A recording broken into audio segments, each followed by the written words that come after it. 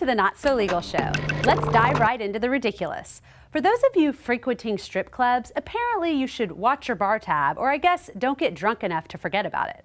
An attorney who, on a side note, has built his practice on DUI claims, brought a lawsuit against the Gold Rush Club, alleging the strippers there gave him so many drinks that he was unable to enter into any agreements, such as the agreement to need to pay his $19,000 bar tab.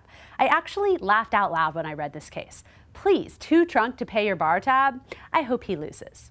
Speaking of body parts, there's a case where these kids were wearing I Heart Boobies bracelets to promote the awareness for breast cancer research at school. Apparently, wearing bracelets that say boobies on them is such a distraction that 2 students were suspended.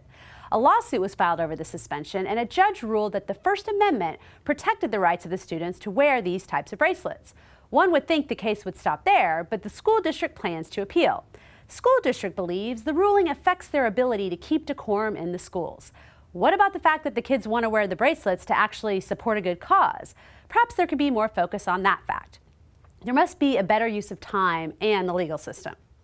For those of you on dating sites, do you think that if you sign up for Match.com that you run the risk of being potentially attacked by someone you meet on the site? An entertainment executive is suing the dating site, alleging that the site should screen its members for sexual predators as she was unfortunately attacked by a man she met on the site. Now, I wish there was some permanent screening that everyone could use to determine if someone's a sexual predator, but simply because someone checks, "No, I'm not a sexual predator" on a dating site, it doesn't mean that they couldn't suddenly attack you if you're on a date with them. Furthermore, do you think anyone's really going out with the guy who checks the box, "Yes, I am a sexual predator"? Fundamentally, one can make an argument that Match.com has a higher standard to follow because they're providing a dating service, but ultimately we all have to decide for ourselves if someone's showing signs of being dangerous. Even if a court ruled that Match.com is responsible for screening members, I don't see realistically how it would make any difference. Now, as we all know, lawsuits are filed and some are withdrawn. In withdrawal news, the class action against Taco Bell has been dropped.